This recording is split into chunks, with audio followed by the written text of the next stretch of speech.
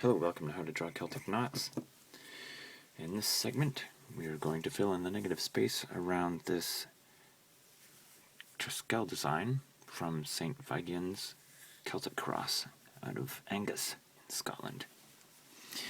What I'm going to do is take my 0.8 marker, which is the thickest one, and start doing cross hatching in the smaller spots. Just doing a single line, which is like a single hatch. Right now,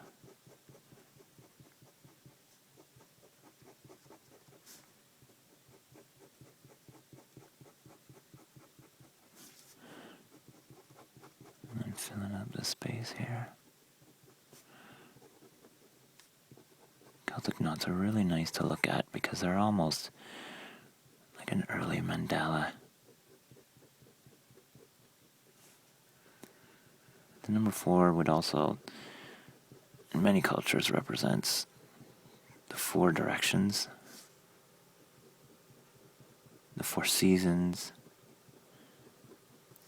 as well as 4 types of elements.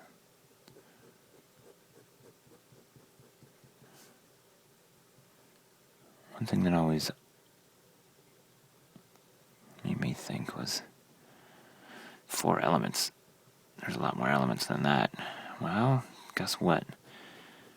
It wasn't until Mendeleev, back in the 1850s and 60s, theorized the periodic table of elements, which we know and utilize today in modern science. So before the 1800s, or even the 1850s, scientists thought that there was maybe only a couple dozen elements. Nowadays, of course, we're taught that there's over 100.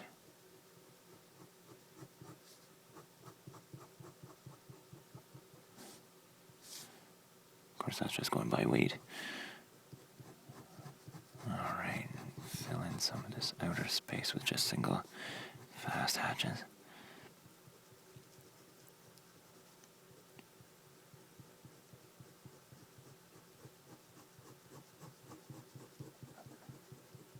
Right, here we go, almost done. Move over to here, do the single hatch. Great, we're filling up that negative space. Alright, from this point, take your eraser and lightly erase your spine, which you've drawn with an H pencil. I used a 4H, a 3H might work better. Certainly I think a 3H would have worked better for working on camera. Again,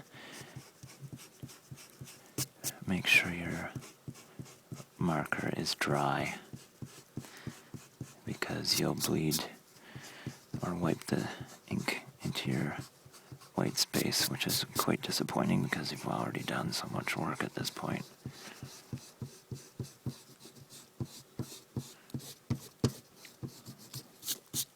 Alrighty.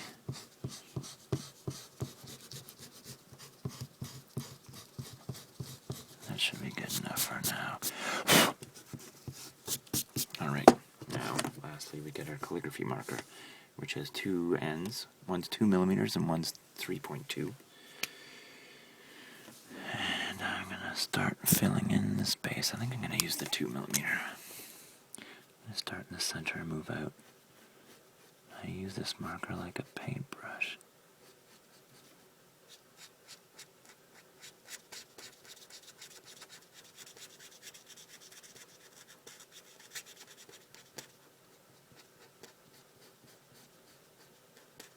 There, now you can start to see that the white starts to float because your eyes are trying to discern between the shadow and the light.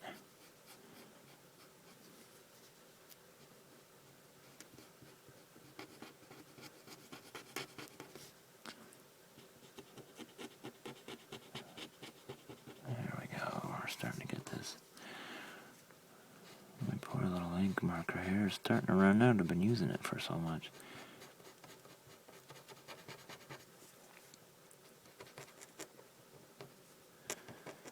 When I was studying the, go right to the fat part now.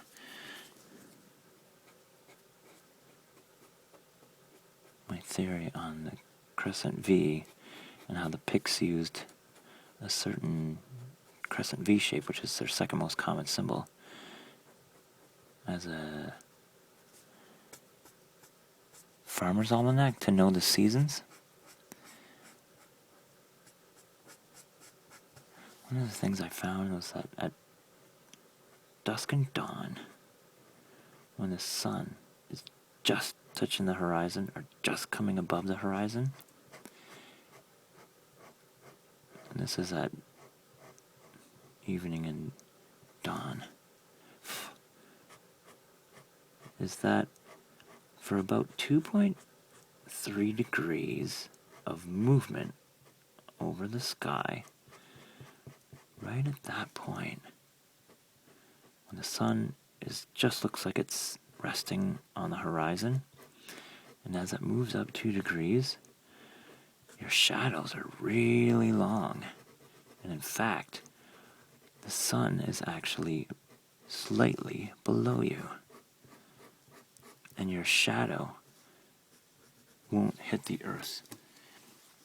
It will actually point, or it won't terminate because it'll be going off of the earth. It'll actually be going into the sky. It'll be a little less than vertical.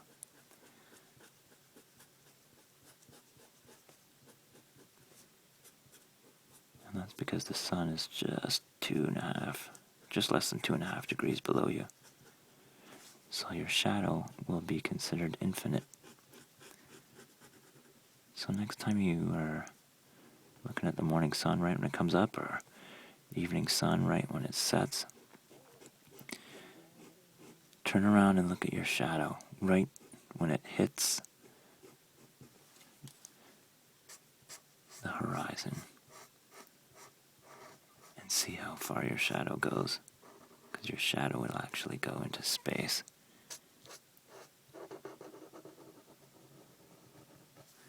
Maybe that's why some people consider it a magical time.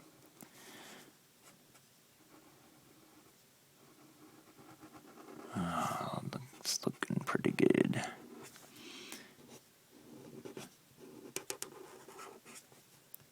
Now, if you wanted to finish this off, you could draw another ribbon around it. But in the interest of time,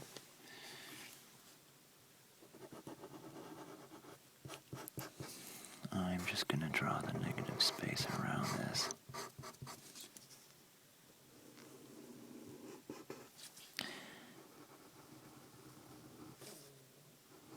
And,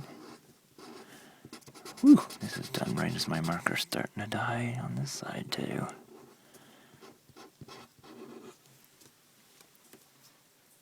Great.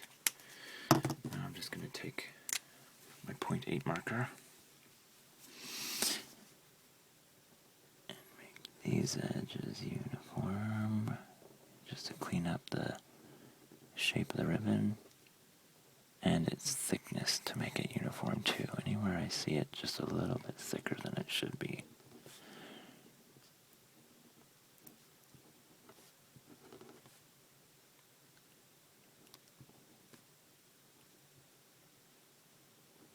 That looks good.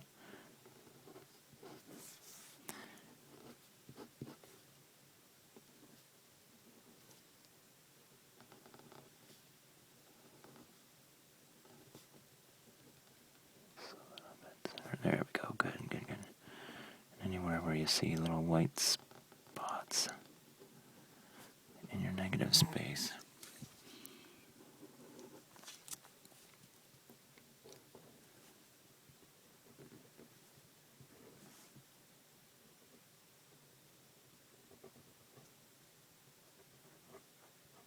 Awesome.